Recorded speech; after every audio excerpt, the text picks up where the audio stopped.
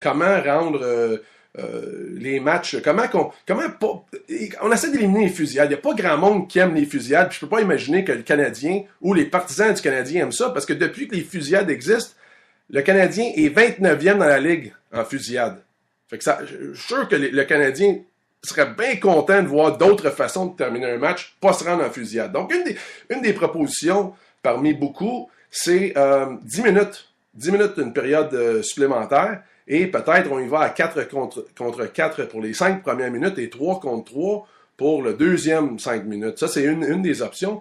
On cherche plein d'options. Vous autres, selon vous, là, c'est quoi la meilleure? Comment qu'on peut régler ça pour justement que le match ne se décide pas en tir de barrage? J'ai peut-être donné une raison pour les équipes d'essayer de gagner le match à la fin, puis pas juste s'accrocher pour aller en période de prolongation puis avoir un point. Je sais pas si vous me suivez, là, mais en ce moment, vous avez un point. Le match termine nul, vous avez un point, puis là, on se bat pour un deuxième point. Mais est-ce qu'il y a une façon de peut-être rendre ça un petit peu plus intéressant, que les équipes essaient, ils donnent la charge, une plus grande charge à la fin d'un match? Je sais pas, il y a du monde qui parle de 3 points. 3 points pour une victoire. Il y a du monde qui dit, regarde, c'est 2 pour une victoire, 0 pour une défaite. Je sais pas ce que vous en pensez. Fait que vous pouvez aller sur le site leshowdumidi.com, me donner vos opinions là. Vous pouvez aller aussi sur Twitter à commercial le show du midi. Vous pouvez également le faire via notre courriel info à commercial le show du midi.com. Je pense pas mal tout. Je pense que c'est pas mal tout. Alors, restez à l'écoute. Moi, je vais me taire un peu. Puis je vous présente maintenant l'entrevue que j'ai faite avec Ron. On poursuit avec le show du midi pour la première épisode. Quel plaisir retrouver un peu un mentor pour moi, mais vous le connaissez tous, Ron Fournier. Salut Ron! Salut Alex, ça va bien? Hey, ça va exceptionnel. Merci beaucoup d'être là aujourd'hui. Hein? C'est bon. Hey, Ron, j'avais une couple de questions à te poser. C'est sûr, c'est toujours intéressant de prendre ton point de vue de ce qui se passe avec le Canadien de ces temps-ci, mais je veux regarder ça d'une façon un petit peu différente. Moi, je connais ton ami au dépanneur, là, M. Wong. Quand le Canadien passe une séquence un peu comme celle-ci, là, une séquence où il y a beaucoup de questionnements, ça va pas trop bien, je sais qu'il t'en parle, je sais qu'il y a des questions, il y a beaucoup de monde qui pose des questions à lui aussi, mais toi, là, dans ta journée de tous les jours, quand le Canadien, ça va mal, est-ce que ça l'affecte ton humeur? Pas nécessairement. Pas nécessairement, Derek, mais je suis conscient de ce qui se passe autour. Puis je suis conscient que des gens réagissent. Je suis conscient qu'il y a des gens qui sont soit bien heureux ou bien d'autres moments, ils sont bien détendus aussi, mais tout en étant très furieux dans leur fort intérieur, parce que ce sont quoi? Ce sont des amateurs de sport qui est le hockey, mais surtout des partisans du Canadien. Fait que ces gens-là, ça les affecte au quotidien. Puis moi, ben nécessairement, écoute, j'ai beau favoriser le Canadien, mais je suis pas un genre de partisan bleu, blanc, rouge avec le fanion, puis nécessairement le t-shirt de Piqué, puis tout ça, là, tu sais. Mais je souhaite toujours, Derek, que le Canadien l'emporte, mais je vois comment ça peut affecter. Ça me fait penser un petit peu lorsque j'arbitrais, Derek, puis j'arrivais à Montréal, puis j'avais arbitré, mettons, la veille à Chicago ou à Détroit, puis j'arrivais le dimanche matin à l'aéroport de Dorval dans le temps, puis je pouvais tout de suite juger si le Canadien avait gagné la veille ou non par l'attitude des gens à l'aéroport. Oui. Je voyais le douanier qui m'accueillait, je voyais comment lui, s'il avait un sourire, s'il n'avait pas de sourire, puis je pouvais tout de suite deviner si le Canadien l'avait emporté ou non. Fait que tu vois comment ça affecte tout le monde. Fait que M.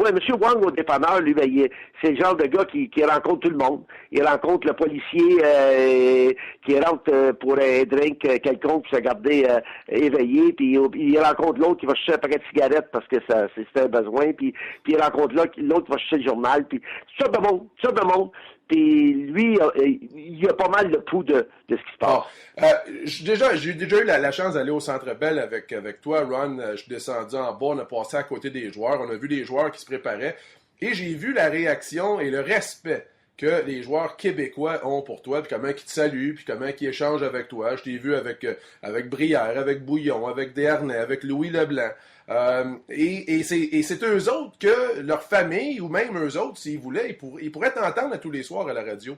Est-ce que c'est déjà arrivé? Parce que c'est pas parce qu'il n'y a pas de respect un envers l'autre, mais ça arrive des fois que Daniel Brière livre pas la marchandise. Tu te gêneras pas pour le dire. Tu te gêneras pas pour dire David Desharnais, il faut qu'il bouge les pieds, il faut qu'il fasse des choses. Tu te gênes pas pour le dire.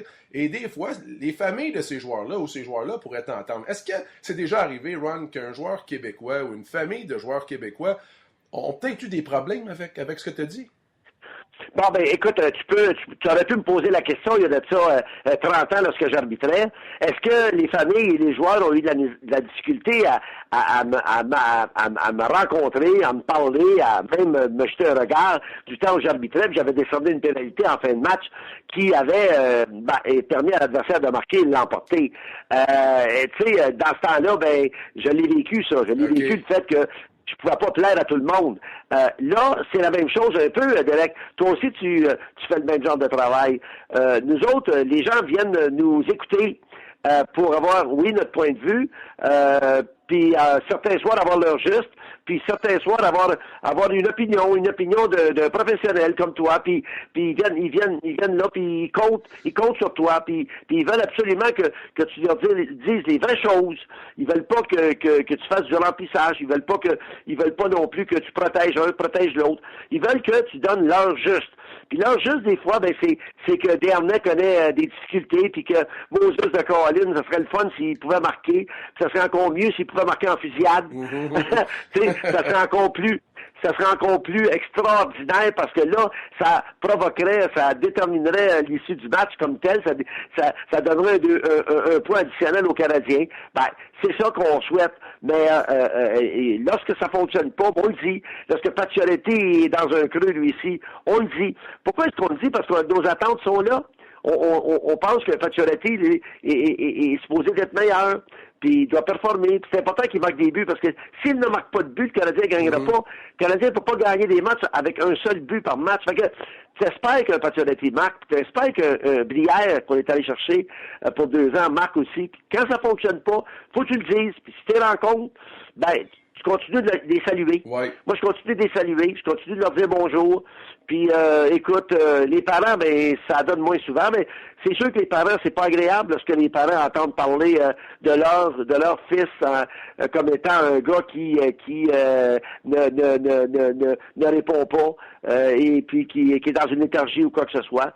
Mais ça fait partie. Je pense que les parents sont aussi prêts à ça que les joueurs le sont. Tu sais, ça fait partie eux autres, ils ont eu cette expérience-là au niveau junior, puis ils l'ont maintenant au niveau de la Ligue nationale, les parents. Fait que je pense que c'est jamais agréable, mais je pense la majorité vont comprendre. C'est vrai. Bon point. Hey, je veux te poser une question sur un peu le climat de l'amateur aujourd'hui. Puis laisse-moi t'expliquer ce que je veux dire. J'ai eu beaucoup d'invités, du monde qui ont appelé à Bonsoir les sportifs. Puis eux autres, ils favorisent le spectacle, beaucoup de mises en échec, beaucoup de buts, beaucoup de revirements. Ils aimeraient mieux voir une défaite du Canadien dans un match de 6-5 qu'une victoire de 1-0 dans un match que plusieurs personnes qualifieraient de plate, Ron. Qu'est-ce qui est arrivé aux amateurs? Ouais, je suis plus ou moins d'accord avec ça. C'est un point de vue. Certains peuvent te dire ça en ondes, Derek, mais moi, je vais te dire une chose. La chose la plus importante dans le sport, c'est la victoire. Oui, ben, je suis d'accord. Tu demandes à l'entraîneur, c'est la victoire. Il va prendre toutes les dispositions nécessaires pour gagner. Des fois, il va laisser de côté son joueur étoile pour gagner. Ils vont toujours avoir comme but premier gagner. Les joueurs, eux autres, veulent gagner. Le spectacle, ça vient souvent avec les victoires. Certains soirs, tu vas gagner un match, ça sera pas un grand match, mais la consolation, c'est que tu as ton 2 points. Alors, c'est pas comment tu gagnes, c'est qu'il faut que tu gagnes. Maintenant, si tu me dis, Ron, moi, je pense que la majorité des gens avec lesquels j'échange le soir pensent que j'aime bien avoir un bon match 6-5, il y a bien des buts, une coupe de bataille, des bonnes mises en échec, mais le Canadien perd 3 matchs sur 4. Moi, je pense que c'est pas comme ça. Ben non, je pense que les gens se font des accroires. Les gens se font des accroires. Le monde a cité, Ron, le monde cite le prix des billets, les prix de la bière au Centre Bell, puis le monde, il donne ça comme argument que, bon, ben, au prix qu'on paye, on veut voir un bon spectacle. D'accord avec toi? Alors, moi, je veux dire, je pense que gagner, c'est à peu près tout ce qu'il y a de plus essentiel. Le spectacle, maintenant, c'est du nanane. Et j'ose espérer que le hockey est un peu plus, en tout cas, captivant qu'il ne l'était il y a 10 ans, il y a 20 ans. Je pense que le hockey est sophistiqué maintenant.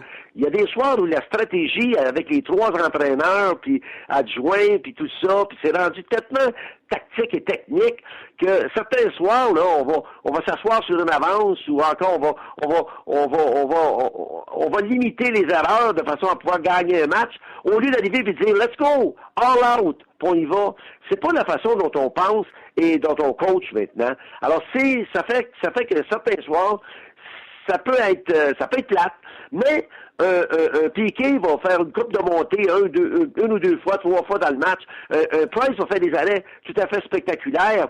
Galchenyuk va réussir un but magistral. Gallagher va se défoncer pour l'équipe, va finir la clavicule dans bande. Pross va à chaque présence sur la glace va vouloir défoncer le mur puis l'adversaire. Colin, si tu vois pas ça, c'est parce que tu suis pas ton match de hockey, puis t'apprécies pas chacune de ces présences-là, de chacun de ces joueurs-là. C'est sûr que si tu vois René Book qui c'est pas son soir, puis il l'offre un peu, puis il est pas à 100%, ben là, c'est sûr que tu peux critiquer. Puis t'es en droit de critiquer. Parce que, comme tu le disais, les billets coûtent cher, les gens se déplacent, les gens sont derrière leur équipe, puis t'as pas le droit. T'as pas le droit de te présenter sur la glace. Un chiffre seulement, juste une présence, puis y aller à peu près. Alors, la responsabilité revient à l'entraîneur de s'assurer que les gars donnent le maximum à tous les soirs. Parce que ça, c'est l'attitude de Marc Bergevin. Je fais des Marc depuis 30 ans. Lui, Marc Bergevin, a toujours été comme ça, comme joueur. Puis il a joué pour plusieurs équipes. Mais à chaque fois qu'il arrivait, les gars étaient contents de le voir rentrer dans le vestiaire. Pas parce qu'il jouait dans les 6 meilleurs avant. Non, ça n'avait rien à voir à ça. Mais Marc Bergevin arrivait là, puis on disait de lui, écoute, c'est un gars qui amène de l'atmosphère, de l'enthousiasme. Puis c'est un gars qui est toujours là pour aider les autres. Alors, lorsqu'on va arriver à ça, à Montréal, ben, vous allez voir, il va y avoir beaucoup plus d'agréments. Les matchs encore vont être meilleurs assurément, parce qu'il va y avoir cette fougue qu'on voit dans Gallagher et certains autres. Puis c'est ça qu'on veut. Nous autres, les Québécois, là, ce qu'on veut vraiment, là, c'est vraiment des joueurs qui se défoncent. Tu sais, des Mike Keane, ça a été aimé, ça, à Montréal. Pourquoi? Parce que c'est un joueur marginal, un joueur ordinaire, mais c'est un joueur qui se défonçait. Alors, tous ceux qui se défoncent, Pross est populaire, des joueurs les plus populaires. Pourquoi? Parce qu'il se défonce. Gallagher, il est aussi populaire que Galchenyuk, puis en moins talentueux. Mais pourquoi? Parce qu'il se défonce. C'est ça qu'on veut. On veut que les gars se défoncent. Malheureusement, c'est tout le temps qu'on a pour aujourd'hui. Merci beaucoup. Alors, on se reprendra. Hey, bon succès, on va t'écouter, puis ça me fait grandement plaisir. Passe une belle journée. Hey, c'était Ron Fournier, très intéressant. Je sais pas si vous avez apprécié l'entrevue, c'est sûr, il est tellement généreux avec son temps de m'accorder ça. Je vous ai dit, il y a une deuxième partie à cette entrevue-là que je vais mettre sur le site parce qu'il nous reste presque plus de temps, là. Moi, je vous ai promis que c'était 30 minutes, qu'on était pour faire ça rapide, intense. Il reste quasiment plus de temps. Donc, sur le site Le Show du Midi, je vais aussi mettre la deuxième partie de cette entrevue-là, qui raconte un peu les débuts de Ron Comment, qui a commencé comme arbitre. C'est un ancien joueur de hockey, il jouait dans le junior. Et ben c'est ça, il nous parle un peu des voyages, pourquoi qu'il a dû arrêter, pourquoi il a pris sa retraite au jeune âge de 37 ans. Ça va être très intéressant. Donc, vous allez pouvoir écouter ça sur le site leshowdumidi.com. Je vais télécharger ça un petit peu après notre émission. Puis aussi, l'autre chose que j'ai trouvé intéressant, c'est qu'il y a beaucoup de dialogues en ce moment, beaucoup de critiques, tant qu'à la qualité du spectacle offert par le Canadien. On a vu samedi dernier, là, mon collègue Jérémy Filosa a demandé à Michel Therrien s'il considérait que le Canadien offrait un bon spectacle et il a demandé ça à Brian Giunta aussi, puis je sais qu'il y a eu un regard de la mort de Michel Therrien parce que c'est ça que mon ami Jérémy a mis sur son Twitter. Alors, Ron dit que ceux qui critiquent un peu la qualité du spectacle regarde pas le match de la même façon que lui ou de la façon qu'il devrait. Puis j'ai compris, quand il m'a dit ça, j'ai pensé un peu à l'argument que j'ai pour ceux qui disent que le baseball c'est lent, que le baseball c'est plate. C'est parce que vous savez pas, vous suivez pas le jeu. Moi, le baseball, je trouve ça tellement rapide parce que tu regardes un frappeur qui s'amène au bâton, tu regardes le lanceur et sa stratégie avec le receveur, tu regardes les entraîneurs qui placent la défensive, qui s'ajustent rapidement. Là, soudainement, le frappeur prend un élan un petit